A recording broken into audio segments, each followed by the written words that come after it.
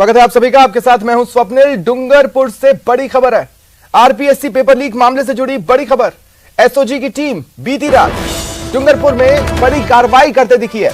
RPSC सदस्य बाबूलाल कटारा के बेटे को डिटेन किया गया है। बाबूलाल के बेटे डॉक्टर दीपेश कटारा को डूंगरपुर से डिटेन किया गया। दीपेश के दोस्त गौतम को भी एसओजी अपने साथ ले गई है। पूछताछ के दौरान कई अहम खुलासे हो सकते हैं। तो देखिए, लगातार पूछताछ चल रही है। ताजा 3 जो गिरफ्तारियां हैं उन्हें कोर्ट ने रिमांड पर सौंपा है, उनसे पूछताछ की जा रही है और कड़ियां जोड़ी जा रही है। इन्हीं कड़ियों को जोड़ते हुए एसओजी की टीम डूंगरपुर पहुंची और बीती रात एक बड़ी कार्रवाई की। देखिए, आरपीएससी सदस्य बाबूलाल कटारा जो कि गिरफ्तार हुआ और फिलहाल रिमांड पर है, उसके बेटे को डिटेन किया गया है। ज्यादा जानकारी के लिए बात करेंगे सहयोगी जयेश पवार से। जयेश, क्या जानकारी है? देखिए स्वप्निल, जो आरपीएससी पेपर लीक मामले में आरपीएससी सदस्य जो डूंगरपुर निवासी बाबूलाल कटारा और उनके तारीख के बाद में पुलिस उनसे पूछताछ कर रही थी और परसों उनकी गिरफ्तारी हुई थी। वहीं 48 घंटे बाद एक बार फिर एसओजी डूंगरपुर आई और जो डॉक्टर ये बाबूलाल कटारा आरपीएससी सदस्य हैं, उनके बेटे डॉक्टर दीपेश कटारा जो कि उदयपुर में कार्यरत है और फिलहाल बीती रात डूंगरपुर में थे, डॉक्टर दीपेश को एसओजी की में दीपेश का जो दोस्त है, एक सरकारी शिक्षक गौतम करके है जो कि भाटपुर निवासी है, उसे भी एसओजी ले गई है। और इसके अलावा ऐसी भी सूचना मिली है कि 3 लोग और हैं जिनसे एसओजी ने पूछताछ की थी और पूछताछ के बाद उन्हें छोड़ दिया था। इस पूरे मामले में ऐसा माना जा रहा है कि कहीं न कहीं जो है डॉक्टर दीपेश और गौतम की भी भूमिका संदिग्ध होगी, जो पूछताछ में बाबूलाल कटारा से पूछताछ के बाद सामने आया होगा। उसके बाद ये बड़ी कार्रवाई डूंगरपुर में हुई है। अब ऐसे में इस पूरे पेपर लीक मामले में और बड़े खुलासे हो सकते हैं। लेकिन क्या जानकारी मिल रही है, किस तरह का इन्वॉल्वमेंट इन 2 लोगों का हो सकता है? देखिए, एसओजी ने देर रात ये कार्रवाई की और गुपचुप तरीके से कार्रवाई हुई है। किसी को इस पूरे प्रकरण की सूचना नहीं दी गई थी क्योंकि सिवाय पुलिस के बड़े आला अधिकारियों के अलावा एसओजी ने किसी से संपर्क नहीं किया था और सीधे ले गए। अब एसओजी इनसे किस प्रकार की पूछताछ करती है, या बाबूलाल कटारा ने या विजय कटारा जो कि उनका प्रकार के इनपुट उन्होंने दिए थे जिसके बाद ये कार्रवाई हुई है, ये एसओजी की जांच के बाद ही आगे पता चलेगा। लेकिन जिस दौरान इन्हें डिटेन किया गया, क्या इन्होंने विरोध करने की कोशिश की? किस तरह से इन्हें डिटेन करने के लिए एसओजी की टीम पहुंची? क्या प्लानिंग थी उनकी? देखिए, जो डॉक्टर दीपेश है वो उदयपुर में कार्यरत है और ये पूरे घटनाक्रम के बाद में ये डूंगरपुर आ गए थे। ऐसा माना जा रहा है कि डूंगरपुर एसओजी लगातार इन पे नजर बनाए हुए थी और देर रात पूरे पुख्ता जानकारी मिलने के बाद में एसओजी ने इनके घर पे रेड की और उनको इनके घर से डिटेन किया है। और पूछताछ में अगर कहीं ये गौतम जो सरकारी शिक्षक है भाटपुर निवासी, उसको भी डिटेन किया गया है। अब इनसे किस प्रकार की इनका इन्वॉल्वमेंट था, क्या इन्होंने भी डूंगरपुर में किसी को पेपर दिया था या कितने राशि में बेचा था, इन सारे सवालों के जवाब अब एसओजी की जांच के बाद ही सामने आएंगे। जयेश, आप मेरे साथ बने रहें। सहयोगी विष्णु इस वक्त मेरे साथ लाइव जुड़ रहे हैं। विष्णु, क्या जानकारी मिल पा रही है? ये जो 2 नई गिरफ्तारियां हुई हैं, हम ये तो नहीं कहेंगे कि अनएक्सपेक्टेड था या एक्सपेक्टेड था, लेकिन ये जरूर कहेंगे कि आउट ऑफ द ब्लू ये गिरफ्तारियां हुई हैं। देखिए, मैं आपको बताना चाहूँगा कि जब कल एसओजी के एडीजी अशोक राठौड़ ने जब पूरी मामले में प्रेस कॉन्फ्रेंस की थी, इस पूरे नेक्सस का खुलासा किया था, तभी हमारे सवाल का जवाब देते उन्होंने कहा था कि इस पूरे मामले में अब तक 5 से 10 गिरफ्तारियां और हो सकती है और जल्दी से जल्द ये 5 से 10 गिरफ्तारियां होगी। चूंकि एसओजी ने बाबूलाल कटारा, उनके भांजे विजय कटारा और गोपाल सिंह के अलावा अब इस पूरे मामले में और लोगों को चिन्हित किया हुआ है और ऐसे में 2 गिरफ्तारियां आज 24 घंटे के भीतर हो चुकी हैं। 29 अप्रैल तक बाबूलाल जो कटारा है वो रिमांड पर रहेंगे।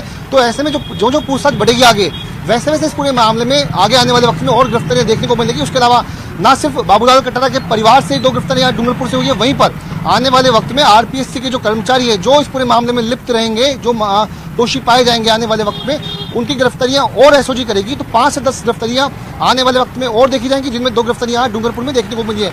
वहीं पर 29 अप्रैल तक जो बाबूलाल कटारा रिमांड पर रहेंगे, तो उनकी शेर सिंह के साथ और कैसे समझौता हुआ, उसके अलावा जो उन्होंने अपने पद पर रहते हुए क्या और भी परीक्षाओं के पेपर वायरल किए थे, पेपरों को बेचा था, उन सभी के मामलों की जानकारी जांच जो है वो एसओजी करेगी और जो इस मामले में नाम सामने आते जाएंगे उनकी गिरफ्तारियां सुनिश्चित करेंगी। जी, ये जो आज ये जो डूंगरपुर से 2 लोग डिटेन किए गए हैं, एक तो कटारा का बेटा है जो कि डॉक्टर बताया जा रहा है। हालांकि किस तरह का डॉक्टर है ये फिलहाल सामने नहीं आया है, लेकिन उसका जो दोस्त है वो किसी सरकारी स्कूल में टीचर है। अब शेर सिंह मीणा को देखें तो वो एक स्कूल का वाइस प्रिंसिपल था और अब एक ऐसे व्यक्ति को डिटेन किया गया है जो कि एक सरकारी स्कूल का टीचर है। तो क्या कड़ियां इस तरह से जुड़ रही हैं?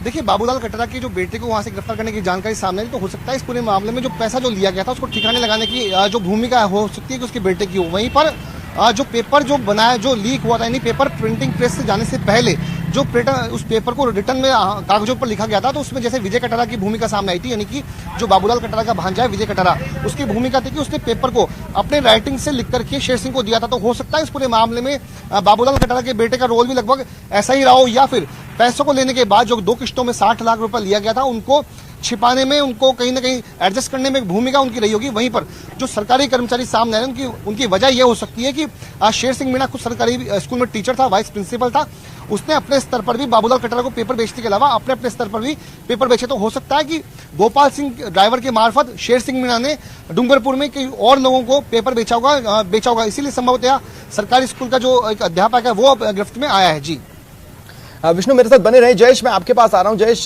देखिए, उदयपुर में अगर कटारा का बेटा काम करता है तो फिर वो डूंगरपुर कब आया? गिरफ्तारी के बाद या उससे पहले ही आ गया था? इसे लेकर क्या जानकारी है? और रही बात उसके दोस्त की, वो किस इलाके में रहता है?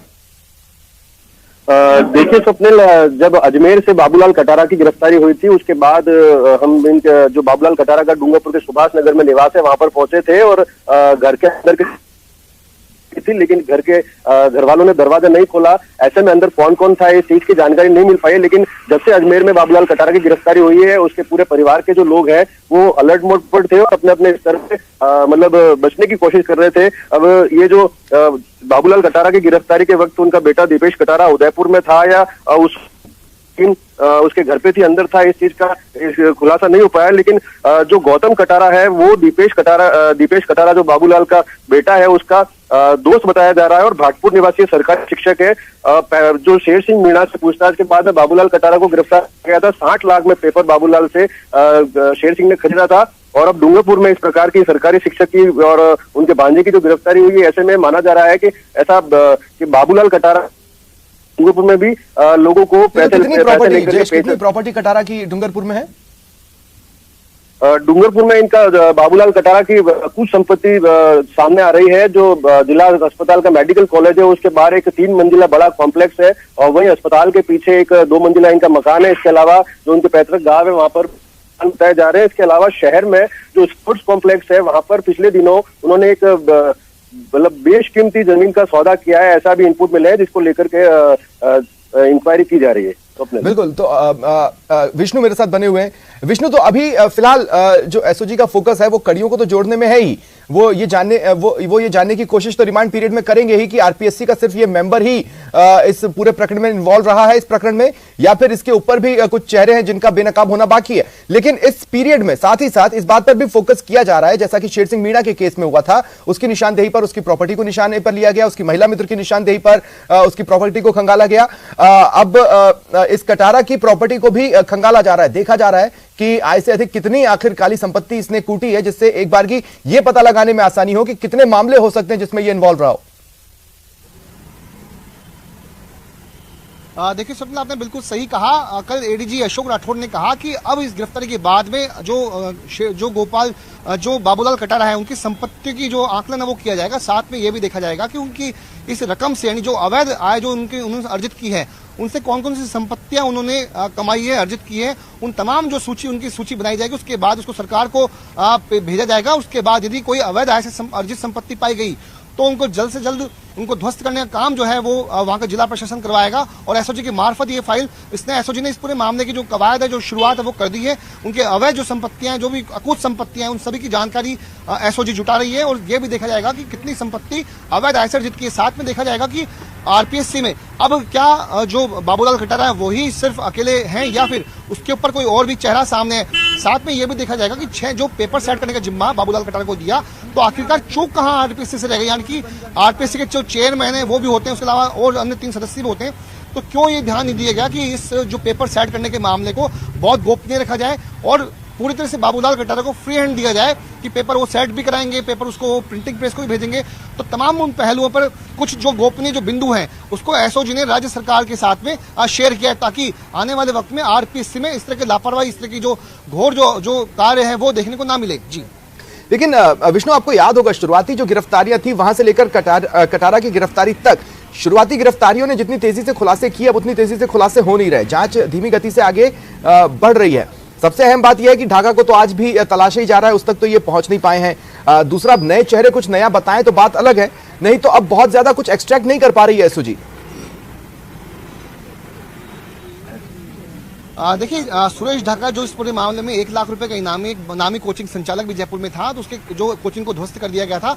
और वहीं पर कल एडीजी अशोक राठौड़ ने, जब हमने सवाल किया था कि आखिरकार सुरेश ढाका कहाँ है, उसकी गिरफ्तारी कब होगी, तब एडीजी एसओजी अशोक राठौड़ उन्होंने कहा कि इस पूरे मामले में सुरेश ढाका बिल्कुल दोषी है, उसके खिलाफ जो आरोप है वो बिल्कुल प्रमाणित है, उसका सबूत एसओजी के पास में है और जल्द से जल्द आपको सुरेश ढाका की गिरफ्तारी भी देखने को मिलेगी। तो अशोक राठौड़ एडीजी ने सुरेश ढाका को लेकर के सिर्फ इतना ही कहा कि वो दोषी है, उसके खिलाफ जुर्म जो है उसके सबूत एसओजी के पास में है और एसओजी की पूरी कोशिश है कि सुरेश ढाका भी जो है वो गिरफ्तार हो। साथ में उन्होंने कहा कि भूपेंद्र सारण, जो कि सुरेश ढाका का काफी करीबी था, दोस्त था, उनकी जब हमने पूछा कि क्या ये लोग पेपर लीक कांड का खुलासा होने के बाद क्या साथ फरार हुए थे, तो उनका कहना था कि अब तक की जानकारी में ये सामने आया कि जब पेपर लीक का खुलासा हुआ दिसंबर महीने में पिछले साल, तब ढाका और उसके अलावा भूपेंद्र सारण, ये दोनों अलग अलग थे, दोनों अलग अलग जगहों से फरार हुए। तो अभी तक माना जा सकता है कि या तो विदेश में वो भाग चुका है या फिर वो ही राजस्थान को छोड़ के देश के किसी अन्य राज्य में छुपा हुआ बैठा है, जिसकी पड़ताल जो है वो एसओजी कर रही है। और आने वाले वक्त में, चूंकि अब पूरे मामले को 14 मार्च को उदयपुर के बेकरिया से इस पूरे मामले की जो फाइल है, जो केस का अनुसंधान है, वो एसओजी को डीजीपी ने ट्रांसफर किया था, तो एसओजी आने वाले वक्त में सुरेश ढाका को भी गिरफ्तार करेगी, ऐसा एडीजी अशोक राठौड़ का कहना है। जी ठीक है जयेश, एक तो ये बताएं कि क्या डूंगरपुर से एसओजी की टीम जा चुकी है? अगर जा चुकी है तो इसका मतलब है कि अब उनके पास और ज्यादा कुछ फिलहाल तो नहीं है डूंगरपुर में करने के लिए, और इस डिटेन किए जाने की प्रोसेस के वक्त क्या स्थानीय पुलिस को भी इन्वॉल्व किया गया? जयेश, सुन पा रहे हैं? डूंगरपुर में हुई है जी, बिल्कुल। देखिए सबने, डूंगरपुर जिले में जब पिछली 2 दिनों में एसओजी की 2 कार्रवाई हुई है। पहली कार्रवाई जब विजय कटारा को गिरफ्तार किया गया था, डूंगरपुर से वो अलसुबह किया गया था और एसओजी उसके घर से उसको लेकर तुरंत रवाना हो गई थी। इसके अलावा जो दीपेश को और गौतम को जो बीती रात गिरफ्तार किया है, ये भी पूरी तरीके से गोपनीय था। इसकी जानकारी सिर्फ डूंगरपुर पुलिस के आला अधिकारियों को थी।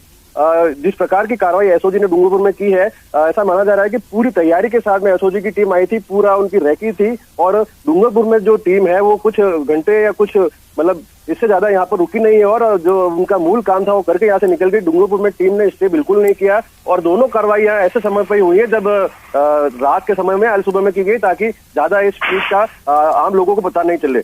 अब इस पूरे मामले में देखना होगा कि जो जिस प्रकार से बाबूलाल कटारा के से पूछताछ के बाद में दीपेश और गौतम के नाम सामने आए हैं, अब दीपेश और गौतम से पूछताछ के बाद और कितने नाम इसमें सामने आते हैं, ये एसओजी की जांच में आगे और खुलासे होंगे। लेकिन ये माना जा रहा है कि डूंगरपुर जिले में भी कहीं न कहीं पेपर कहीं न कहीं लीक हुआ है या बेचा गया है, ऐसी एसओजी की जांच में ऐसा सामने आ सकता है। तो आप बता रहे थे कि कटारा की गिरफ्तारी के वक्त जो इनका परिवार है वो डूंगरपुर में अपने आवास में आकर भीतर चला गया और इसके बाद किसी भी तरह का कम्युनिकेशन उन्होंने खत्म कर लिया। हो सकता है कि वो मोबाइल पर किसी से कम्युनिकेट कर रहे हो, लेकिन आपने भी जब कोशिश की तो आपको पता नहीं चला अंदर कितने लोग हैं। अभी भी वही स्थिति बनी हुई है? आसपास के क्या रिएक्शंस मिल रहे हैं? जी बिल्कुल, जो बाबूलाल कटारा का डूंगरपुर शहर के सुभाष नगर में जो मकान है, वहां पर बिल्कुल सन्नाटा छाया हुआ है। कोई घर का कोई सदस्य न बाहर आ रहा है न अंदर जा रहा है। देर रात में अगर कहीं इधर उधर निकल गए हो या ऐसी कुछ भी इनपुट नहीं है। हालांकि उन्होंने मीडिया से उनको पूरी तरीके से अंदाजा था इस बात का कि ऐसा हो सकता है, ऐसे में उन्होंने बिल्कुल अपने आप को सुरक्षित कर लिया और किसी के सामने नहीं आ रहे। तो